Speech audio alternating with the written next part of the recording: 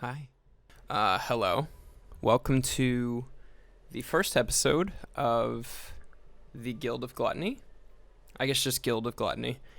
This is kind of a new idea that I've had since probably Christmas. It's kind of brought on because I received this book, which is called Heroes Feast, the official D&D cookbook, which kind of is a fusion of two of my hobbies that I've really just discovered recently within probably the last, 2 or 3 years that I like both of those things.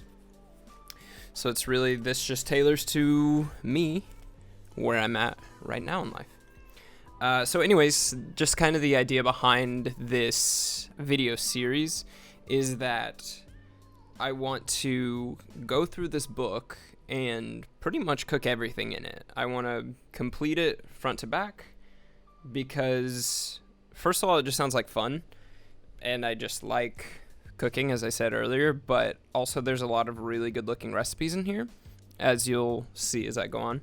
But I also wanted to kind of tie it in with some other ideas that I've had. I don't know if some of you have seen my illustrations recently.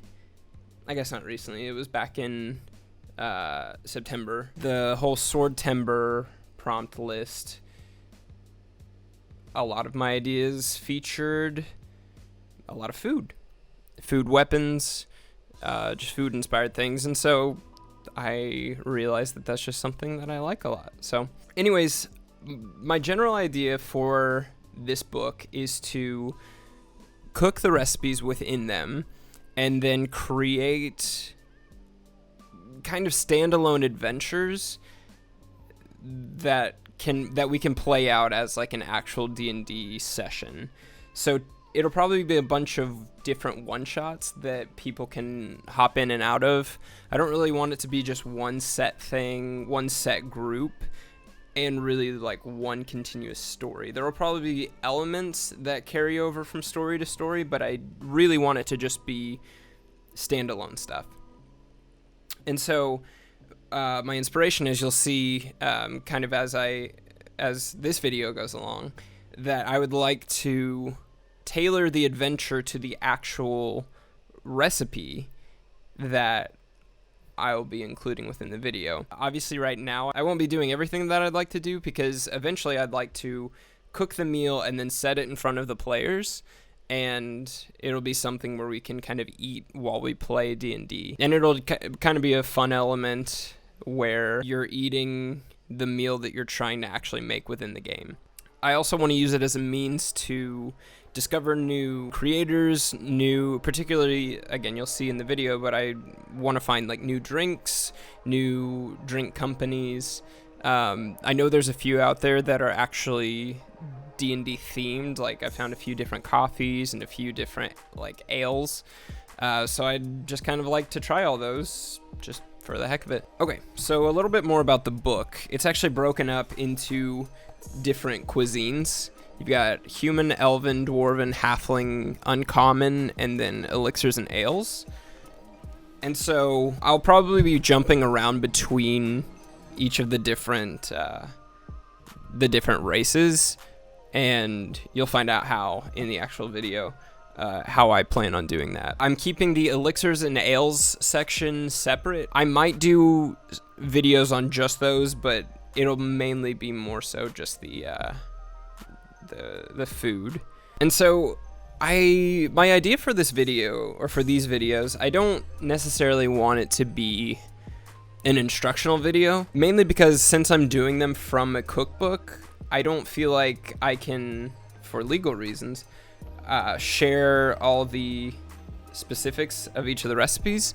So I'll share as much as I can, as much as I feel like I can without getting in trouble, and it'll be more so just kind of showing the process, and I'll also be kind of sharing my tips and tricks on how I do certain things in the kitchen. That's just kind of from me and not necessarily coming from the cookbook. I also want to leave it open as a means for people that are watching my technique to teach me a little bit and say, hey, here's a better way to whatever, to cut your vegetables, or here's a new seasoning that you should try. I think it would be really good in here. But yeah, that's pretty much it. I'll kind of wrap this up with a little bit of a call to action, just because this is something that I want to get my friends involved in. Obviously, I can't sit and play D&D alone. I mean, I probably could, but that's probably not a good idea. It'd be pretty sad. So anyways, here's the video, and I'll talk to you more at the end. So because this is a D&D cookbook, it only seems fitting to let the dice determine my fate whenever it comes to which recipe I'm going to make.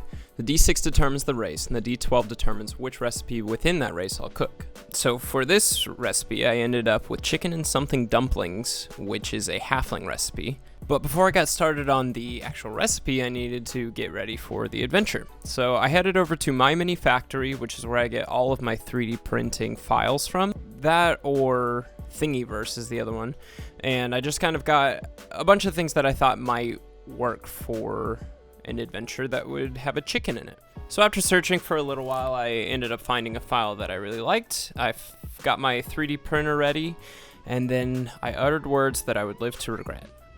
And hopefully I won't have any print failures. So there's a little bit of foreshadowing for you. I'll let you guess what happens next.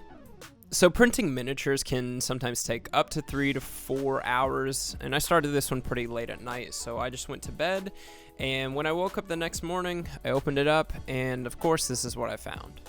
And hopefully I won't have any print failures. I had a print failure. I don't know what's been happening, but my print actually fell off of the supports that I had left for it, except for the head, so I went ahead and kept that, and maybe I can use it in another adventure. So I was pretty fed up at this point, so I left the house and went to Casey Soda Company with my lovely wife. And when I came back, the prints that I had set in motion actually worked, so I was really happy about that. But my hunger was starting to overcome my happiness, so I started on the recipe. So this is my method of cooking chicken. I like to start out by just flattening it, tenderizing it a bit, and so I cover it up real nice and good, and then just start beating it. So doing this just ensures that you get a nice even cook all the way through, so that there's not parts of your chicken that are thicker than others, and that way you don't end up with raw chicken, because that's gross. So I like to season my chicken on one side while it's still there on the cutting board, and then I put it in the pan and season the other side while it's in the pan. If you're seasoning it while it's on the cutting board, then once you flip it over, there's all the juice that you just kind of hammered out of it, and you lose a lot of that seasoning. So I prefer to do it in the pan, plus you're actually cooking it in a lot of the seasonings that missed. So yeah, that's how I cook chicken. Next, I moved on to the leeks. This is a vegetable, I think, that I've never cooked with before. So I actually had to Google how to cook one.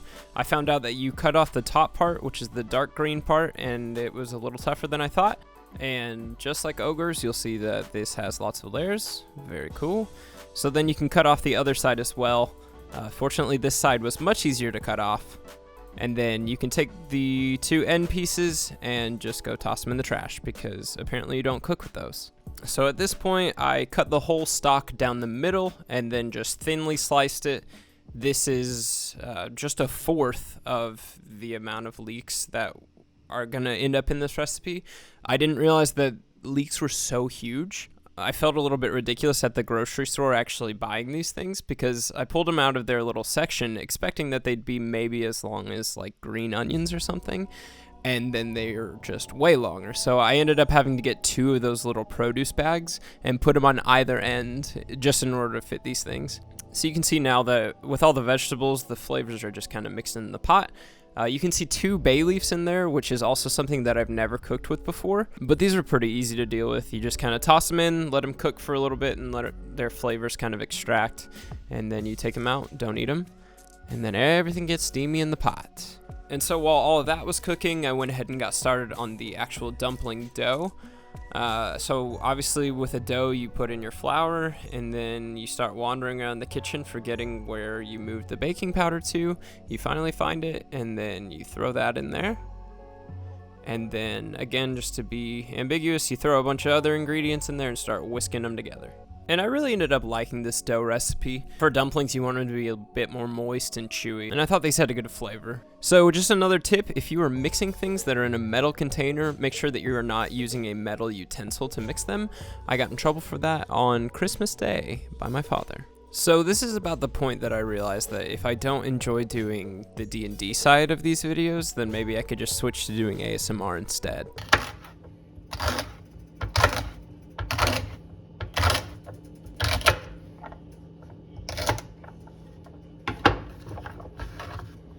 But we'll see.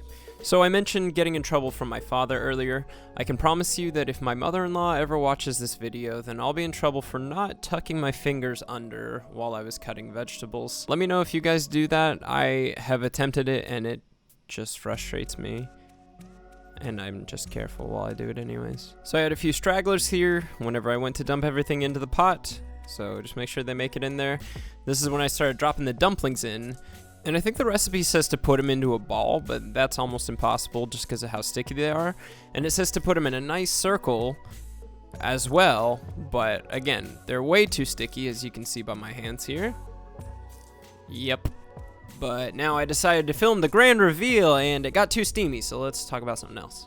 Okay, that's better. So I thought that a cream soda would probably go well with this recipe, so I found a company called Polly's Pop, which is based out of Independence, Missouri, and I think it was a good choice. I feel like the flavors kind of accented one another, but I guess I'm not really an expert on drink pairings, but I liked it, and I will probably get it again someday. And the miniatures turned out pretty good. I think it's something that I actually could end up using on a game board, but again, I'll talk about those later. Time for the actual grand reveal. So now that the steam has kind of gone away, you can actually see the finished product, and I was really happy with it. The only visual difference between this one and the one that was in the cookbook is that theirs was a little more brown on top, and when I first took off the lid, the top still looked pretty doughy, but once it sat for a little bit, you can see in this shot, it looks like it's solidified a little bit more. And overall, we really liked it. It had a really good flavor to it, and the recipe actually made enough to where we were able to get several meals out of it, so it's probably something that we'll be making again, maybe with a few minor adjustments. But now it's time to spotlight the miniatures. So with this guy, he couldn't really stand on his own, so I decided to give him a little base plate, and so I ended up printing out some little frying pans for all the future characters that need it. And I'm really happy with how these guys turned out as well.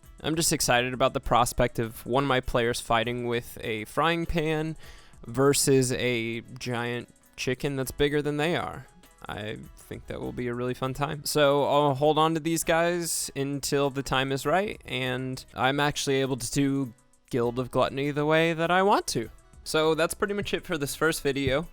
I've got a lot more in the works, obviously. I think there's like 60 recipes, which means 60 videos and 60 adventures that I can write. And so, like I said earlier, obviously I can't just play those adventures by myself. And so I'm pretty much assuming that only my friends are watching these right now.